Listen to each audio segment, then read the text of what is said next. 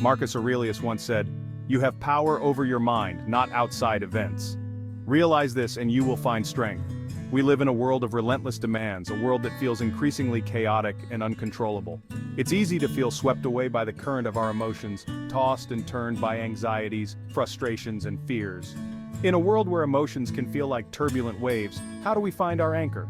Join us as we explore 7 Stoic lessons that hold the key to mastering your emotions and navigating life's storms with unwavering resolve.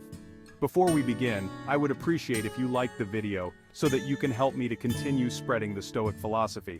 If you are not subscribed, I recommend you to subscribe and activate the bell so you don't miss any video. The Stoics divided the world into 2 categories, things we can control and things we can't. It's a simple idea but profoundly impactful when internalized. Where do you think your emotions fall? We can't control the weather, the traffic, or the opinions of others. But our emotions, our thoughts, our reactions, these are our domain. Trying to control the uncontrollable is a recipe for frustration and anxiety. But when we focus on what we can control, our own responses, we step into a place of power. Imagine for a moment that someone cuts you off in traffic. Your immediate reaction might be anger, frustration, maybe even fear. But take a breath. You can't control the other driver, their actions, or their driving skills. What you can control is your response. You can choose to react with anger and honk your horn, escalating the situation, or you can choose to take a deep breath, let it go, and move forward with your day. This is the power of understanding what's in your control. We become architects of our inner world, even amidst the chaos of the external. In the heat of the moment, it's easy to react impulsively. Our emotions can hijack our better judgment, leading us down a path we later regret. That's why the Stoics emphasize the importance of pausing, of creating space between feeling and reacting. Think of it like this: between every stimulus and response, there's a gap. In that gap lies our freedom to choose. It's a space where we can observe our emotions, question our impulses, and decide how we want to proceed. The next time you're faced with a challenging situation, before you react, take a breath. Step back from the situation, even if just mentally. Ask yourself, what's going on inside of me right now? What emotions am I experiencing? Don't judge your emotions, just observe them. Recognize that they are fleeting, like waves on the ocean, rising and falling. You are not your emotions, you are the observer of your emotions. Once you've taken a moment to observe your emotions, ask yourself, what's the wisest course of action here? Consider the potential consequences of your actions. This pause, this moment of reflection, can make all the difference. Dispassion, in the Stoic sense, doesn't mean becoming cold or unfeeling. It's not about suppressing our emotions or denying their existence. Rather, it's about cultivating a sense of detachment from our emotions, a way of observing them without being swept away by their intensity. Imagine a still pond. When the surface is calm, we can see clearly to the bottom, observing the fish swimming below, the rocks and plants that make up the ecosystem. But when a strong wind blows, the surface becomes agitated, rippling with waves that obscure our view. Our emotions are like the wind. When they're calm, we can see clearly, think rationally, and make wise decisions. But when our emotions are turbulent, our judgment becomes clouded, our thoughts race, and we're more likely to react in ways that don't serve us. Practicing dispassion is like becoming the observer of the pond, rather than the wind or the waves. It's about recognizing that our emotions are temporary, fleeting states, like clouds passing through the sky. They may come and go, but we remain, the constant observer. How do we cultivate this sense of dispassion? One way is through mindfulness meditation. By taking time each day to simply observe our breath, our thoughts, and our emotions, we develop a greater sense of awareness and detachment. Another way is to practice reframing our thoughts. By choosing more empowering thoughts, we can shift our emotional state and approach challenges with more resilience and clarity.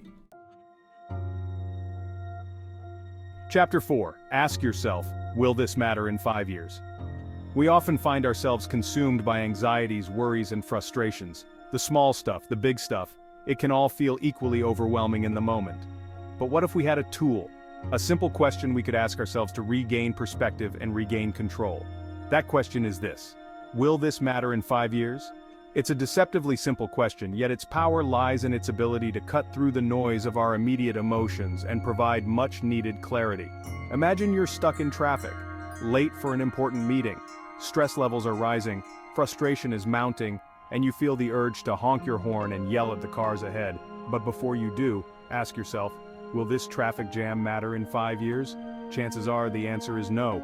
In 5 years, you'll likely have forgotten all about this traffic jam. It will be a distant memory, insignificant in the grand scheme of your life. Now imagine you're facing a major life decision, a career change, a move to a new city, a relationship dilemma. These are big decisions, and it's natural to feel overwhelmed. But again, ask yourself, will this decision matter in 5 years? In these instances, the answer is often yes. By asking this question, you're able to approach the decision with a long-term perspective, rather than being swayed by immediate anxieties or fears. Chapter 5. Keep a Stoic journal. In our fast-paced world, it's easy to get swept away by the current of daily life. We move from one task to the next, one distraction to another, rarely taking the time to pause and reflect on our experiences, our thoughts, and our emotions. But it's in these moments of reflection that we gain clarity, insight, and wisdom. And what better tool for reflection than a Stoic journal? A Stoic journal isn't about documenting your day-to-day activities. It's about delving deeper, exploring your inner world, and applying Stoic principles to your daily life. Think of your Stoic journal as a personal dialogue with yourself, a space where you can be completely honest and vulnerable. It's a place to examine your thoughts and emotions, to identify patterns of behavior, and to track your progress on the path of Stoic growth. So, what do you write about in a Stoic journal? Here are a few prompts to get you started. What challenges did I face today, and how did I respond? What did I learn about myself through these challenges? What virtues am I currently cultivating, and how can I strengthen them? What vices am I struggling with, and how can I overcome them? What am I grateful for today, and how can I cultivate more gratitude in my life? What Stoic quote or teaching resonated with me today, and how can I apply it to my life? The act of writing itself can be incredibly therapeutic. Chapter 6. See obstacles as opportunities. Life is full of challenges. We face setbacks, disappointments, and failures. It's easy to view these obstacles as roadblocks. But what if we shifted our perspective? The Stoics understood that obstacles are an inevitable part of life. Marcus Aurelius wrote, "The impediment to action advances action." When do we grow the most? When we're faced with challenges. We have a choice. View them as opportunities for growth. Focus on what we can control. Approach challenges with a positive attitude. Obstacles are meant to make us stronger. Chapter 7. Practice gratitude. In the midst of life's challenges and uncertainties, it's easy to lose sight of the good things we often take for granted. We focus on what's lacking, what's wrong, what's causing us stress and anxiety. But what if we shifted our focus? What if instead of dwelling on the negative, we cultivated a deep sense of gratitude for the abundance that surrounds us? Gratitude in the Stoic sense is not merely about saying thank you when someone does something nice for us. It's about cultivating a deep appreciation for the gift of life itself, for the simple joys that surround us, and for the challenges that make us stronger. The Stoics believed that practicing gratitude is essential for living a happy and fulfilling life. Why? Because gratitude shifts our perspective from a place of lack to a place of abundance. It allows us to appreciate what we have rather than dwelling on what we don't. When we focus on the good things in our lives, no matter how small they may seem, our brains release dopamine and serotonin, neurotransmitters associated with happiness, pleasure, and well-being. Over time, this practice of focusing on the positive can literally rewire our brains, making us more optimistic, resilient, and content. So how do we cultivate this sense of gratitude? One powerful practice is to keep a gratitude journal. Each day, take a few moments to reflect on the things you're grateful for. These could be big things like your health, your family, or your friends, or they could be small things like a beautiful sunset, a delicious meal, or a moment of laughter. Another way to cultivate gratitude is to simply pay attention to the good things in your life. As the sun sets on another day, we're left with the echoes of ancient wisdom in our modern world. How will you harness these Stoic lessons to shape your tomorrow? We're eager to hear your thoughts and experiences. Share your insights in the comments below, and let's continue this journey of self-discovery together.